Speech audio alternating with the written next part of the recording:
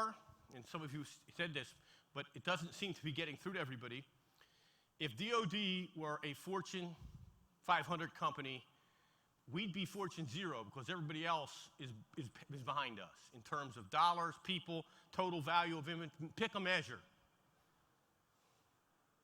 We are Fortune 0. What I like to describe us as, we are actually 4 or 5, depending on how we're counting that day, loosely federated, big Fortune 500 companies. You know, we have the Army, the Navy, the Marine Corps, the Air Force, and DoD. All of them kind of loosely federated, which is the other part of our culture we've got to think about. We've got to get a better culture of enterprise. And that is particularly true in the IT cyber environment. Unlike other areas, cyber and IT need us to think more holistically. Now, people say, well, that just means you're the DoD CIO now, you want all the authority, you have to centralize everything. That's not what it means. There are some things that need to remain with the services. Our trick is going to be what? Now, I would argue if you're going to operate an enterprise network, and that's what we're trying to operate, and more importantly, that's how we fight, that you're going to have some level of enterprise governance. So we're going to have to do that. We're working it. That takes a culture change. Because that means to do an enterprise environment, you got to spend your money in an enterprise manner. One of the things we're wrestling with right now, and this is another area where I'm going to challenge industry to help. And you might not want this challenge as much as some of the other ones. Today, we go and we will talk to industry separately, and industry certainly comes and talks to all of the components separately. That wastes a lot of money. There's no way around it. There's no way to sugarcoat it. It wastes a lot of money. We end up buying either the same things with different deployments or the same things with different rule sets that actually make it harder for us to interoperate. That's just a fact. So one of the things you will see from our office is more restrictions on how we do that. More rules that say if you're going to engage in anything that's going to be enterprise impact, you're going to buy software, you're going to buy hardware, we're going to increase the governance of how that gets more input from the DoD and the Joint Staff. That has to happen. We can't continue to do business. We can't afford it in terms of missions, dollar, and people. There's just not enough of any of the dollars and people, and we're impacting mission times and mission interoperability by the way we're working today. Now, that doesn't mean that we won't be spending a good bit of money.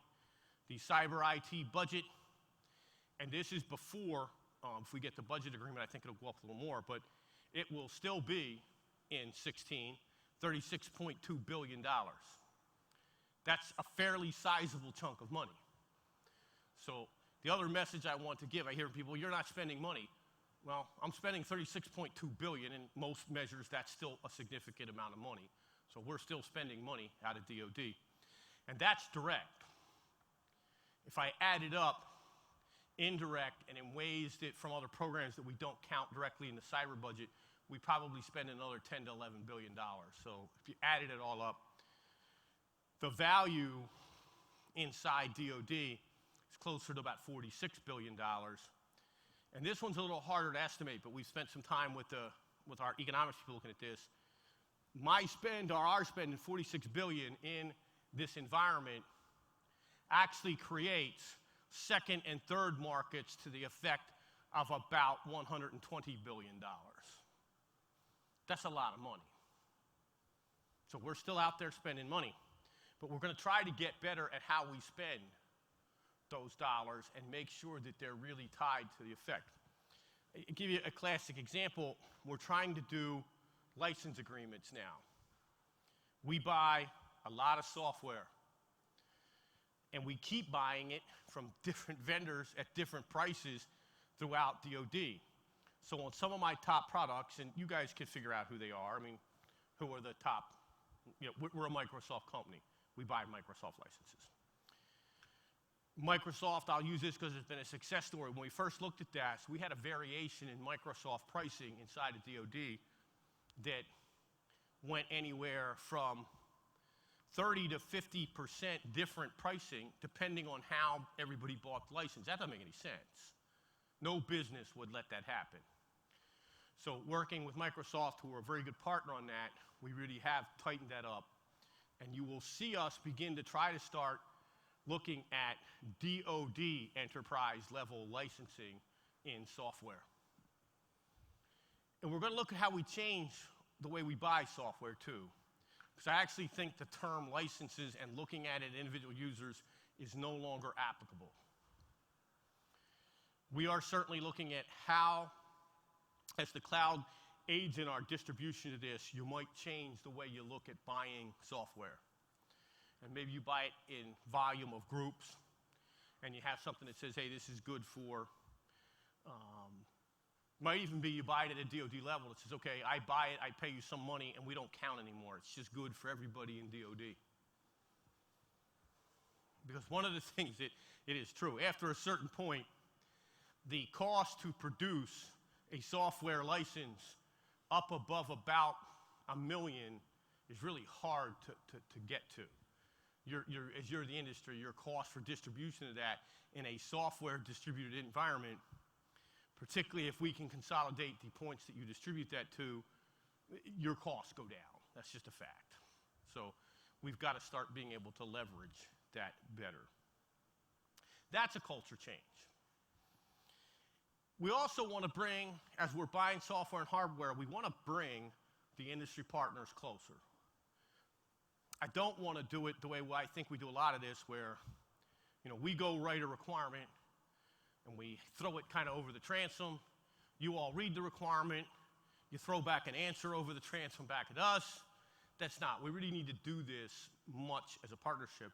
It's interesting to me. Some of you have heard this. I'm a bit of a history nut. I like to read history.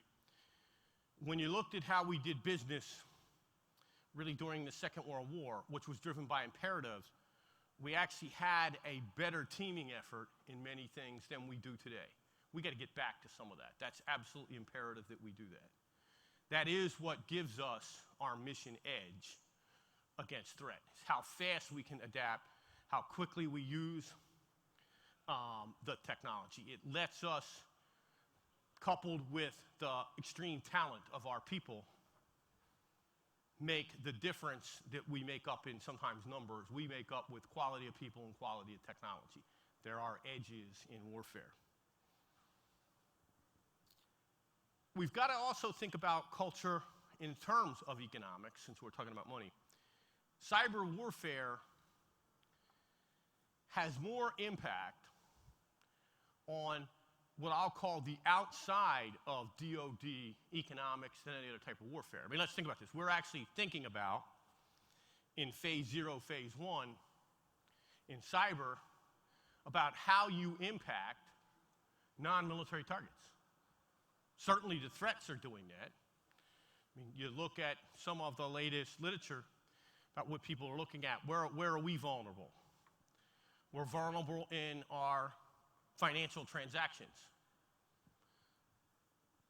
Think about that. If you were a threat and you could impact either the credibility of the data or just disrupt 2 or 3 hours of trade on the stock market, what do you think the economic impact to that is?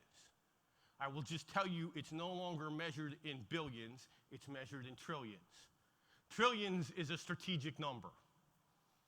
Don't care how you put it, it's a strategic number.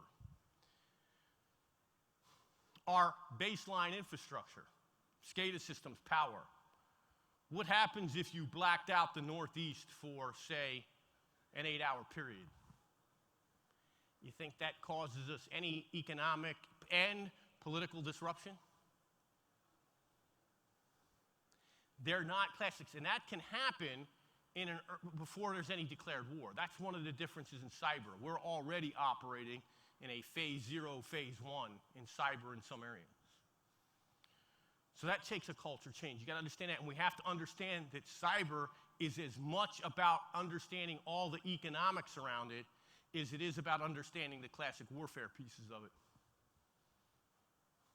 Right now, I would argue, we, from a security standpoint, are on the wrong side of the economic curve.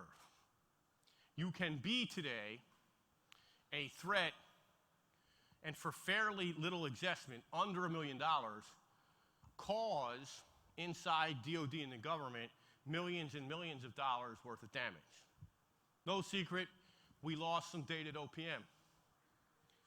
The cleanup of that is going to cost around $500 million. That's just one action. You look at what the U.S. government maybe spend this year, and it's hard because we don't count that all. You've got to go through and add it all up. But I can tell you it's well over $1 billion this year in cleanup. In DOD's case, any of that money that we spend, there's no budget. There's no budget in DOD line that says cleanup. You know, since we'll pick on Pete since he's here today. If CENTCOM has a spill, Pete's got to go to the boss and say, listen, I got to take money out of the operation budget to clean it up. There's no other money to do that. So that's costing us operational dollars when we have to do that.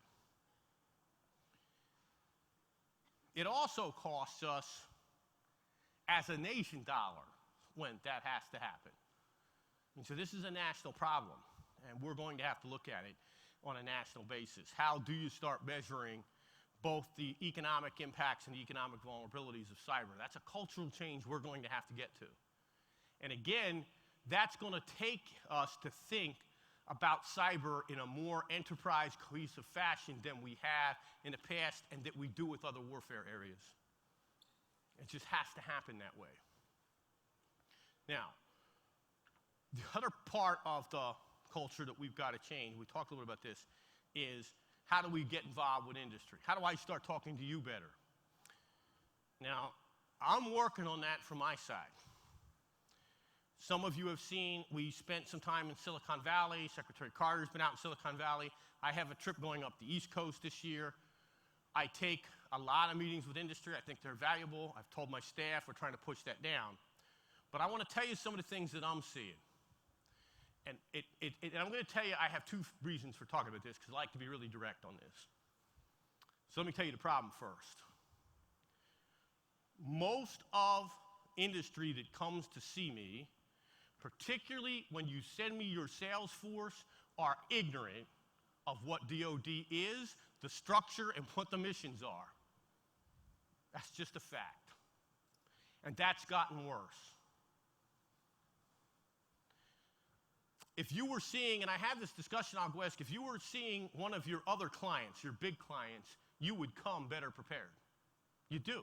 I talk to all your big clients. Before I left on this trip, I spent some time with the CEOs and CIOs of much of the Fortune 25. It was interesting to me how well prepared you come to talk to them compared to how you come talk to DOD. Now, I get we're a bigger challenge. We're bigger. But I don't know how many times I have to explain to people that the Marine Corps and Navy are different. I shouldn't have to do that. I shouldn't have to tell you about the scale of DOD. That's public knowledge. You know, I had a vendor in, and I felt bad. Vendor comes to talk to me. I got this great product. So I asked him, well, so okay, you got this far. I'm not quite sure how, but so what's your largest scale? He was very proud of himself. We're fielding this for 25,000 people today. Don't take this the wrong way. At 25,000 people, I could care less. That's not even a corner of one of my regional sections, networks. Not even. I need to talk scale, and people should know that. Nobody comes problem. Somebody says, hey, we've tested it. We want to test and work with you to see if it'll work at scale. But don't bring me something that you've tested only at the 25,000 K range and says now it's ready to scale. And think about your pricing. How many times I have discussions with industry to come in and say, well, we'll give you a break. Our biggest customer is 25. We're willing to cut that a little bit because we think you're a little bit bigger. You better be willing to cut that a lot at 2 million, 3 million. So I love industry, but I will tell you part of this game is, and part of my job in life is to make sure the tension is right. And here's the tension. You should make money. I want you to make money. Some part in my career, I'll probably be on the other side of that table. I want you to make money. The tension is how much money? What's fair? And we'll have to have that. But I find that many times people aren't prepared to talk about that level of scale. They don't understand that where does DoD deploy? That's a question. We'll get part of the interrupt. Where does DoD deploy? Everywhere. Right answer, and you would think that that'd be pretty obvious. But again, I'll have questions. I'll say, okay, how does this work if I do this overseas? And the answer I get, what do you mean? Well, okay, I'm overseas. I'm in all these places. Right now, as of today, there is not a continent. And people are going to say, what about Antarctica? And I'm going to say, yes, there's not a place we don't have people deployed in a pretty interesting size numbers. So you got to be able to show me how you're going to work all over the world. You also have to understand a little bit about international law. Anybody here been following what's going on in Europe with respect to privacy and data control? How many people know what's going on there today? Okay, well, you just made my point. I got like 5 hands. Even if you're not in the business that says I'm using data, you're going to touch people's personal data probably. Or you're going to touch what's called state intellectual data. Europe now is just about, and most of it, to say all of that data must be stored inside the nation. You think that's going to cause a small problem in the way we currently deploy? That's big. You got to follow that.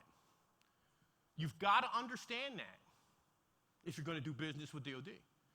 And I'm just so you know, and Jeannie will tell you, you could ask her, I have this same level of conversation inside of DoD too. We're not doing our part either. We've got to study industry. I mean, I have a group that actually tracks all the stocks that I'm interested in, big companies, big buys. So I know where you're going, when I might be able to get a slightly better deal. And we ought to be doing that. That's new for DoD. That's a culture change for us. We ought to understand a lot about business. We've brought in some of my new hires have been directly from the commercial world to think about how do I better behave as a business. We're not a business in the sense that our bottom line is not dollars in our final estimate. It's mission and security, but dollars are a big part of it. I mean, I have people have come to DC, both government and industry, to tell me, well, you're in DoD, dollars don't matter. If you're in DC, dollars matter. I mean, here's a great question we've had a debate. Why is the Pentagon in DC? It would have been a heck of a lot cheaper to, say, put it in Iowa. I have to follow up on that because some of you have probably read. I gave a speech last year, and I made a joke about Iowa, and the lead headline was, DoD CIO hates Iowa. I don't hate Iowa. Don't really have any vision to go there, but I don't hate it. DoD and the Pentagon is in DC. Why? It's where the money is. It's where the government hosts its money. That's why we're there. I mean, you look at the decisions, that's where the money is. And it takes money to do all of this. And even in DoD, we make money trade-offs even against missions sometimes. You have to. So we ought to understand a lot about that. We need innovation from industry. The other thing that I'm trying to get people to understand inside DoD, unlike in the past, in the IT cyber business, we are not the owners of the market space.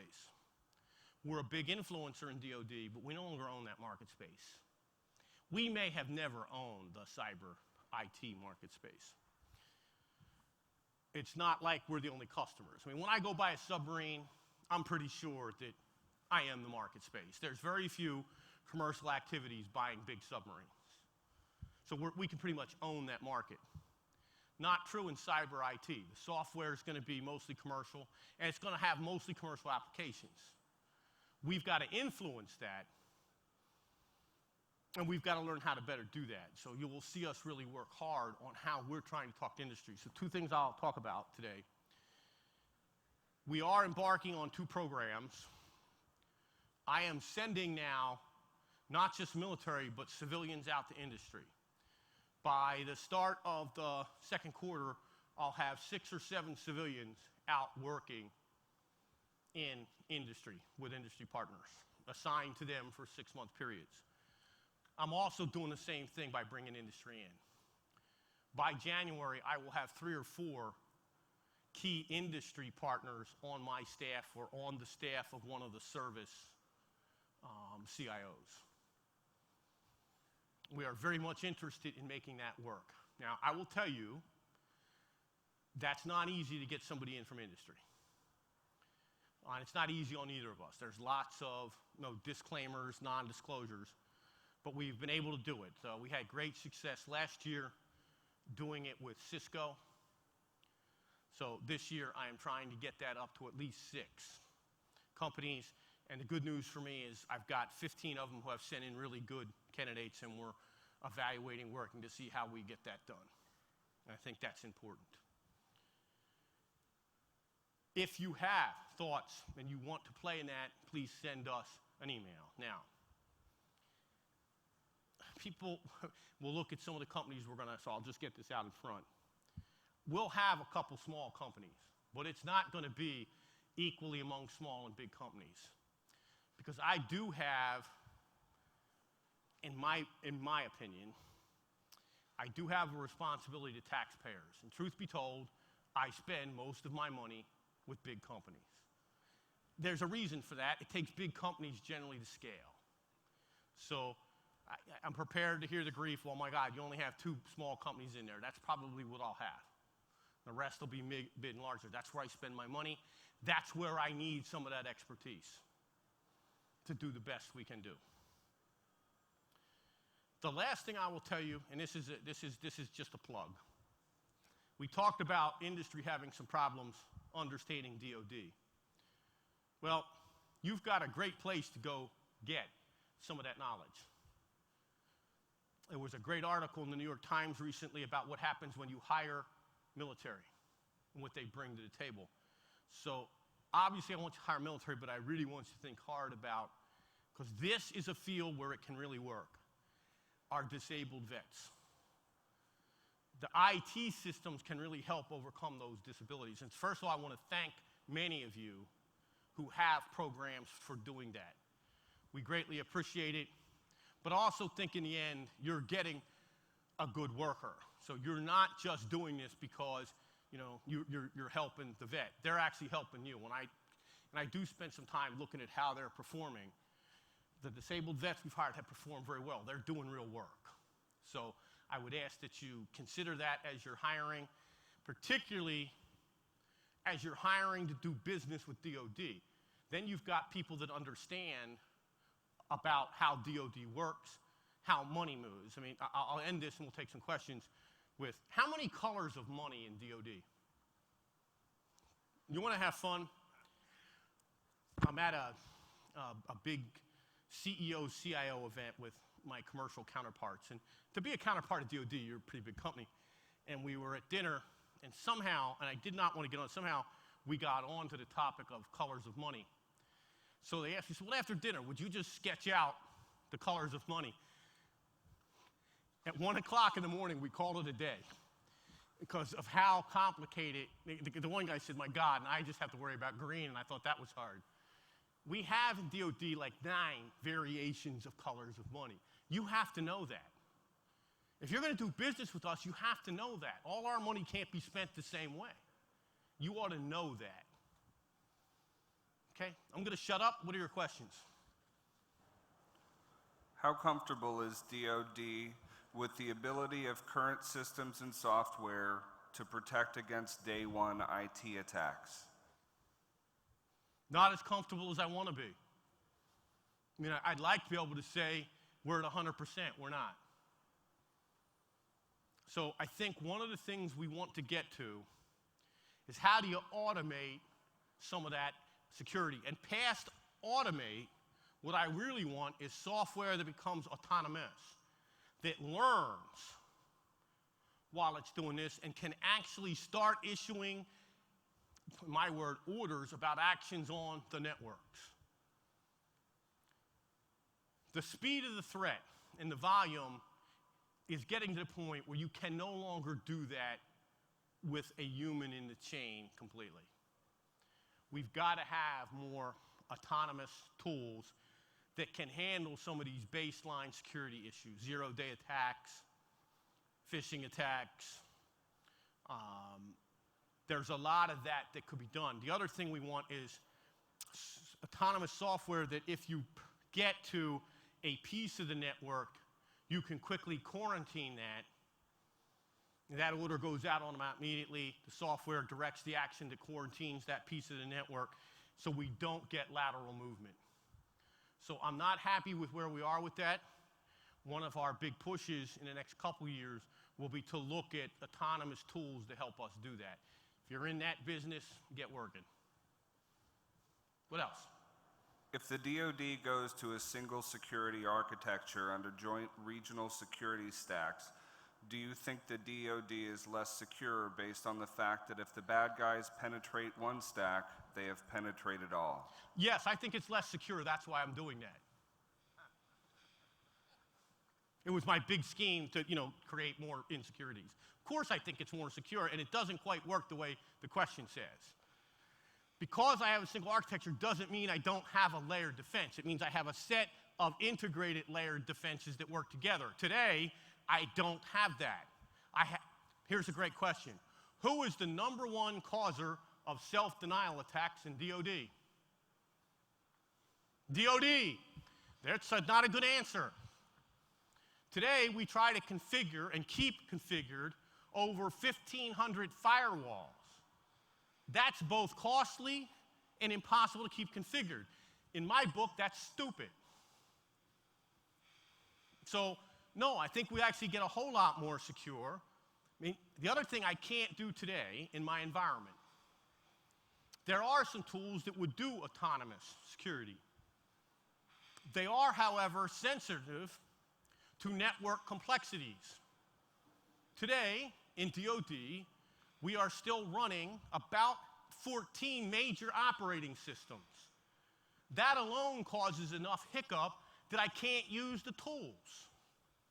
So you will see an order coming out shortly that says, in addition to the things we talked about, DoD is going to take a 12-month named operation and move to Windows 10. Everybody. 12 months. That's going to be fun. Do I think, because I'll answer the follow-up question. Do you really think you're going to get to 100%? No. In 12 months. Do I think I can get to 90? Yes. That's an immediate security and cost improvement if I can get that done. It is and it's a culture change in DoD because it means we're doing that as a DoD enterprise. We've never done that before. What else?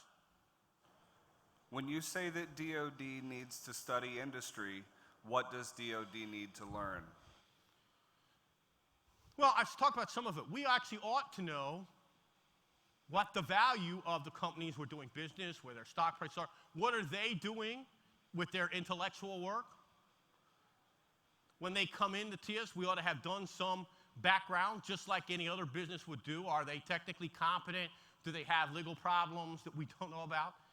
It's really taking what you would do as an industry in studying any potential partner or customer that you were going to invest a lot in and doing the due diligence. We need to do that.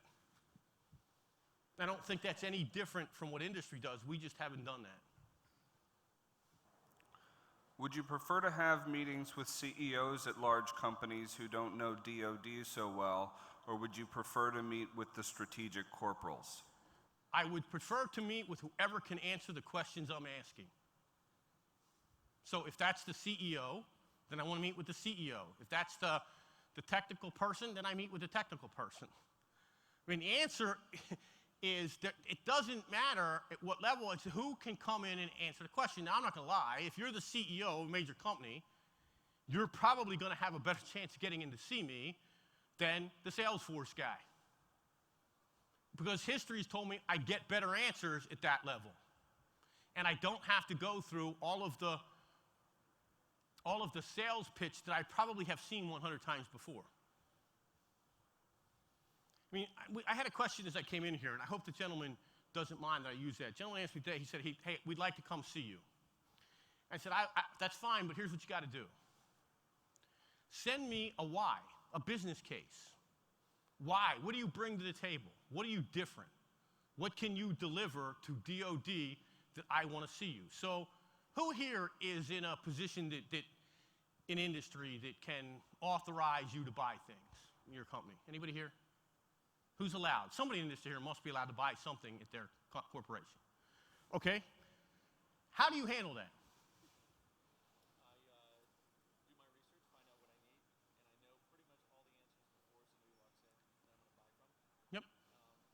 And when you get people in to talk to you, how do they get in to see you? Do you just let them walk in up the street, or do you like go ahead and say, okay, well, I know what I need. Tell me how you meet that? I generally will contact them and say, I think you're a candidate for what I need, and have them answer information. Okay. So it's not that different. I mean, people look shocked when I say that.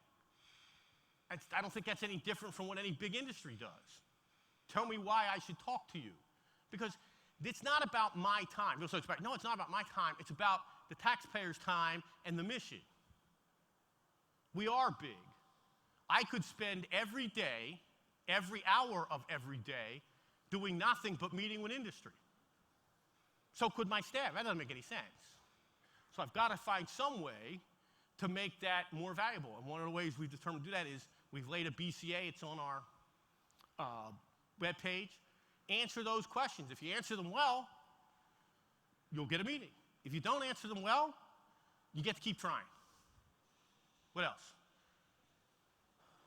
We have time for one more question. What are the benefits and problems you see in software-defined network solutions and their ability to handle problems you're facing?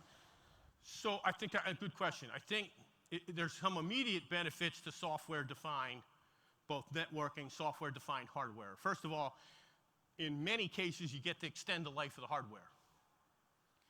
If it's software-based, I can upgrade that software faster, don't need to buy the hardware. You also get what I will call an increase in agility. So let's say I've got a router that's software-based and a new threat for routers. I can change that more quickly in a software environment.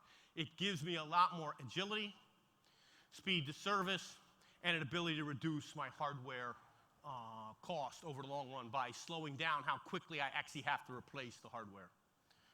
And I actually think there's more benefits, and we are looking hard at writing our specs that are going to require more software definition and software, you call it software-defined, software definition, but more software basis in the things that we want to buy.